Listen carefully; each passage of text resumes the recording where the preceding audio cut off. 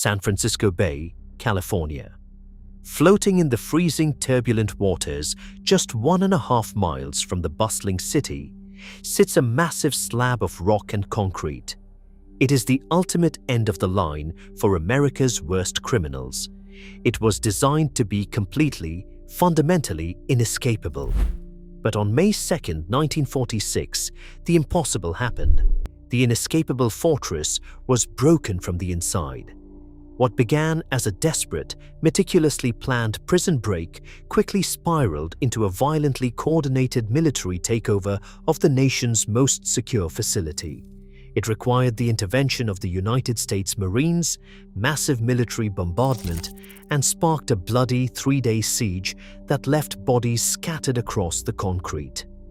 This is the story of the Battle of Alcatraz, the day the most dangerous men in America took over the rock. On Alcatraz, isolation was the first and final rule. The island itself was a fortress of silence, with wind howling off the bay, the city's lights just out of reach, and no escape possible. In the 1940s, the Bureau of Prisons enforced a doctrine designed to strip men of hope. Warden James A. Johnston, a man known for his iron will and pressed black suits, demanded obedience down to the last detail. The silent system ruled the cell house. Inmates marched in single file, eyes forward, mouths shut. Speaking without permission could mean days in solitary. Guards watched from catwalks and gun galleries, eyes trained for any flicker of defiance. Every movement was scheduled, every privilege rationed. The West Gun Gallery, a steel cage perched above the cell block, loomed over the men below, its bars spaced just close enough to keep hands out, its armed guards ready to fire at the first sign of trouble. The cell house itself was a labyrinth of concrete and steel, layered with locked gates and watched by men who trusted no one. No radios, no newspapers, no letters uncensored. Even the sound of footsteps echoed like a warning. Alcatraz was built to bury men alive. No comfort, no privacy, no chance of slipping away. For most, the rules worked, but for Bernard Coy, every restriction was a challenge. In the silence, he listened. In the routine, he found cracks. The fortress was designed to crush hope, but inside its walls, desperation began to take root. Bernard Coy's rebellion began in the shadows, with months of silent observation and slow, deliberate theft. Assigned to the floor maintenance crew, Coy swept the cell house by day and studied its weaknesses by night. He noticed the West Gun Gallery's bars, 2 inches apart, a gap meant to be unbreakable. But at the very top, near the southwest support column, the spacing widened just enough to tempt an obsessive mind. Coy measured it with a stolen scrap of wire, marking the difference with a flick of his fingernail. He watched the guards' routines, logging every step, every blind spot, every moment when the gallery was left alone. Coy's hands grew calloused in the prison workshop, where he coaxed scraps of metal and a length of threaded pipe into a makeshift bar spreader. The tool looked harmless, a bolt, a nut, a pipe, but turned under pressure, it could force steel apart with a slow, grinding tension. To mask the sound, Coy waited for the roar of the furnace to cover his work. He coated the bar spreader's threads and his own body with axle grease, pilfered from the maintenance hatch by the furnace room. The grease served 2 purposes. It kept the tool silent and let his starved frame slip through the forced gap without leaving a trace. Access logs later revealed Coy's pattern. Every workshop visit, every maintenance request, every moment spent near the gallery's base. He mapped the gallery's blueprint in his head, memorizing the single entry door, the master key's location, and the precise timing of the guard's patrol.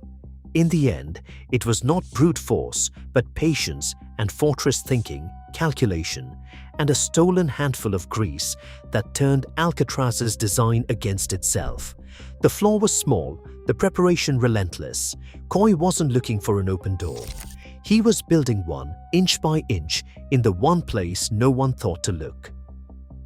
Bernard Coy's body, slicked with axle grease and stripped to the bone, slid through the forced gap at the top of the west gun gallery. He moved with silent purpose, every muscle burning as steel pressed his ribs. Inside the gallery, Bert Corwin's routine shattered in an instant. Coy struck hard, wrenching the rifle and a Colt 45 from the stunned guard's hands. Below, Marvin Hubbard acted without hesitation. He seized William Miller, the floor guard, pinning him and dragging him into a cell. Hubbard's grip was unbreakable. Miller's shouts echoed off concrete as the key ring was torn from his belt. Coy worked fast, lowering the stolen weapons and keys through the service hatch. The mechanics of the hatch, meant for maintenance, never for escape, became the portal through which the inmates armed themselves. Kretzer and Carnes, waiting below, caught the rifle and pistol, their faces set with grim resolve. In less than 5 minutes, the cellhouse's balance of power flipped. The guards, trained, armed, and certain of their fortress, were now the ones locked behind bars. With the corridor under their control and the gun gallery's arsenal in hand, Coy and Hubbard moved together, sweeping the block. Doors slammed, keys rattled. The sound of boots on concrete replaced the old silence. For a few minutes, the prisoners held the heart of Alcatraz. But the next barrier loomed, the heavy yard door locked tight and waiting. The taste of freedom was sharp, but the line between victory and disaster was razor-thin. Every second the possibility of escape flickered and then began to slip away. The stolen ring of keys clattered in desperate hands as Coy's crew crowded the thick steel door to the yard. Freedom was just beyond that barrier, a few feet and a single lock away. But the key would not turn. Again and again, the mechanism jammed. Each failed attempt ratcheted the tension higher, the sense of escape slipping away with every metallic click.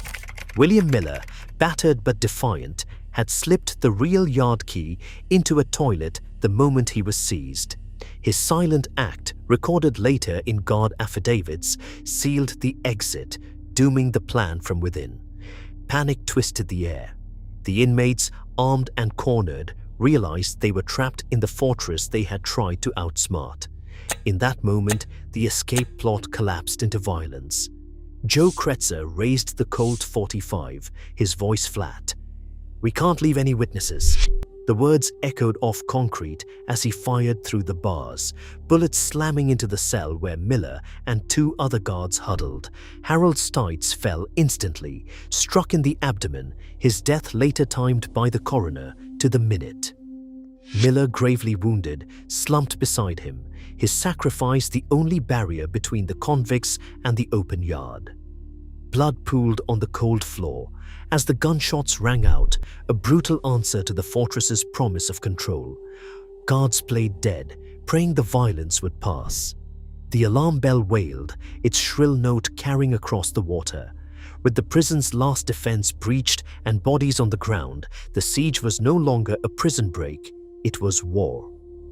The call for outside help had already gone out. The Marines were coming. Warden Johnston's hands shook as he drafted the telegram. The cell house was lost, guards lay bleeding, and the fortress he had ruled for over a decade had become a killing ground.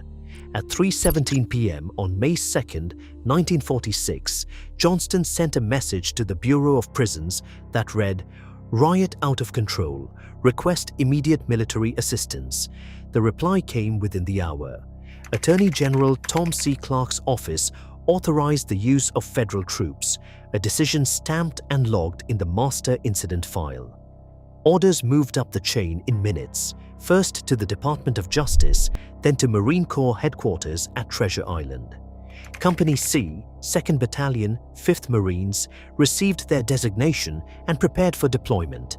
For the first time in American prison history, the legal barrier between civilian law and military force was crossed by official memo and radioed command. The island would not be retaken by guards, but by combat veterans summoned to wage war inside concrete walls. Marines advanced through the fog of gunfire, every step echoing off shattered concrete. Orders barked in clipped voices as boots pounded toward the cell house. They brought weapons built for war: M1 Garand rifles, Browning automatic rifles, and the relentless thump of a 60mm mortar set up on the roof. Mortar rounds arced down, smashing into the recreation yard and sending shards of stone and iron ricocheting through the corridors. The assault pressed closer. Grenades, both steel and black powder, were dropped through exhaust vents, exploding in the darkness below. Each blast sent a shockwave of shrapnel through the narrow utility corridors where the inmates had barricaded themselves. Tracer rounds stitched glowing lines across the gloom, lighting the cell block with flashes of red and white. From the mainland, crowds gathered with binoculars, watching the sky above Alcatraz flicker and roar. The island, designed to be unbreakable, now looked like a battlefield, its walls trembling under the weight of military firepower.